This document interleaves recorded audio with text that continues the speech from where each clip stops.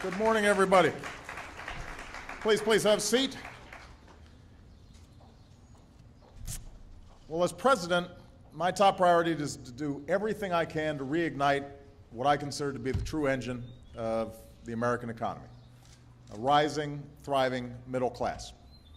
That's what I think about every day. That's the driving force behind every decision that I make. And over the past 3 years, our businesses have created nearly 6.5 million new jobs, but we know we can help them create more. Corporate profits are at an all-time high, but we have to get wages and incomes rising as well. Our deficits are falling at the fastest pace in years, but we can do more to bring them down in a balanced and responsible way. The point is, our economy is poised for progress, as long as Washington doesn't get in the way. Frankly, the American people deserve better than what we've been seeing, a short-sighted, crisis-driven decision-making, like the reckless, across-the-board spending cuts that are already hurting a lot of communities out there. Cuts that economists predict will cost us hundreds of thousands of jobs during the course of this year. If we want to keep rebuilding our economy on a stronger, more stable foundation, then we've got to get smarter about our priorities as a nation. And that's what the budget I'm sending to Congress today represents. A fiscally responsible blueprint for middle-class jobs and growth. For years, the debate in this town has raged between reducing our deficits at all costs and making the investments necessary to grow our economy. And this budget answers that argument because we can do both. We can grow our economy and shrink our deficits. In fact, as we saw in the 1990s, nothing shrinks deficits faster than a growing economy.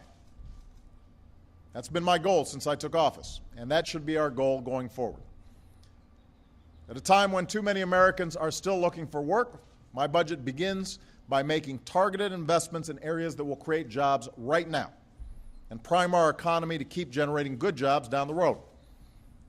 As I said in my State of the Union address, we should ask ourselves 3 questions every day.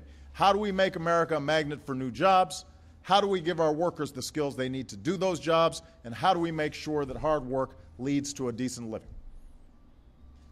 To make America a magnet for good jobs, this budget invests in new manufacturing hubs to help turn regions left behind by globalization into global centers of high-tech jobs.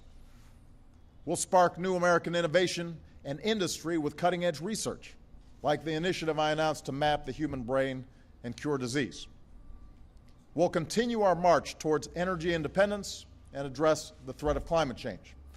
And our Rebuild America partnership will attract private investment to put construction workers back on the job, rebuilding our roads, our bridges, and our schools, in turn attracting even more new business to communities across the country. To help workers earn the skills they need to fill those jobs, we'll work with states to make high-quality preschool available to every child in America. And we're going to pay for it by raising taxes on tobacco products that harm our young people. It's the right thing to do. We'll reform our high schools and job training programs to equip more Americans with the skills they need to compete in the 21st century economy. And we'll help more middle-class families afford the rising cost of college. To make sure hard work is rewarded, we'll build new ladders of opportunity into the middle class for anybody who's willing to work hard to climb them. So we'll partner with 20 of our communities hit hardest by the recession to help them improve housing and education and business investment. And we should make the minimum wage a wage you can live on, because no one who works full-time should have to raise his or her family in poverty.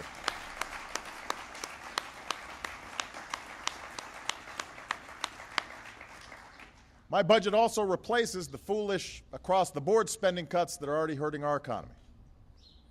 And I have to point out that many of the same members of Congress who supported deep cuts are now the ones complaining about them the loudest as they hit their own communities.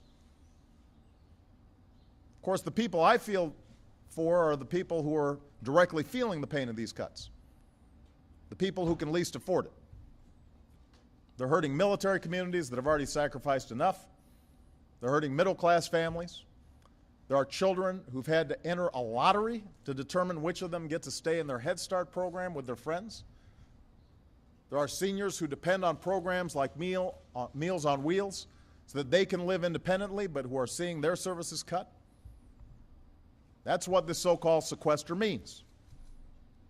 Some people may not have been impacted, but there are a lot of folks who are being increasingly impacted all across this country. And that's why my budget replaces these cuts with smarter ones, making long-term reforms, eliminating actual waste and programs we don't need anymore. So building new roads and bridges, educating our children from the youngest age, helping more families afford college, making sure that hard work pays. These are things that should not be partisan. They should not be controversial. We need to make them happen. My budget makes these investments to grow our economy and create jobs, and it does so without adding a dime to our deficits. Now, on the topic of deficits, despite all the noise in Washington, here's a clear and unassailable fact. Our deficits are already falling. Over the past 2 years, I've signed legislation that will reduce our deficits by more than $2.5 trillion, more than two-thirds of it through spending cuts, and the rest through asking the wealthiest Americans to begin paying their fair share. That doesn't mean we don't have more work to do, but here's how we finish the job. My budget will reduce our deficits by nearly another $2 trillion, so that all told, we will have surpassed the goal of $4 trillion in deficit reduction that independent economists believe we need to stabilize our finances. But it does so in a balanced and responsible way, a way that most Americans prefer. Both parties, for example, agree that the rising cost of caring for an aging generation is the single biggest driver of our long-term deficits. And the truth is, for those like me who deeply believe in our social insurance programs, think it's one of the core things that our government needs to do, if we want to keep Medicare working as well as it has, if we want to preserve the ironclad guarantee that Medicare represents, then we're going to have to make some changes. But they don't have to be drastic ones. And instead of making drastic ones later, what we should be doing is making some manageable ones now. The reforms I'm proposing will strengthen Medicare for future generations without undermining that ironclad guarantee that Medicare represents.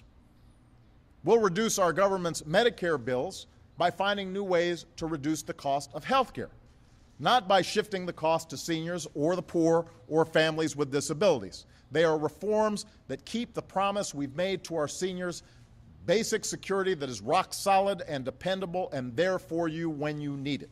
That's what my budget represents. My budget does also contain the compromise I offered Speaker Boehner at the end of last year, including reforms championed by Republican leaders in Congress. And I don't believe that all these ideas are optimal, but I'm willing to accept them as part of a compromise, if and only if they contain protections for the most vulnerable Americans. But if we're serious about deficit reduction, then these reforms have to go hand in hand with reforming our tax code to make it more simple and more fair so that the wealthiest individuals and biggest corporations cannot keep taking advantage of loopholes and deductions that most Americans don't get. That's the bottom line. If you're serious about deficit reduction, then there's no excuse to keep these loopholes open. They don't serve an economic purpose. They don't grow our economy. They don't put people back to work. All they do is to allow folks who are already well off and well connected game the system. If anyone thinks I'll finish the job of deficit reduction on the backs of middle-class families or through spending cuts alone that actually hurt our economy short-term, they should think again. When it comes to deficit reduction, I've already met Republicans more than halfway, so in the coming days and weeks, I hope that Republicans will come forward and demonstrate that they're really as serious about the deficits and debt as they claim to be. So growing our economy, creating jobs, shrinking our deficits, keeping our promise to the generation that made us great, but also investing in the next generation that will make us even greater. These are not conflicting goals. We can do them in concert. That's what my budget does. That's why I'm so grateful for the great work that Jeff Zients and his team have done in shaping this budget. The numbers work. There's not a lot of smoke and mirrors in here. And if we can come together, have a serious, reasoned debate, not driven by politics, and come together around common sense and compromise, then I'm confident we'll move this country forward and leave behind something better for our children.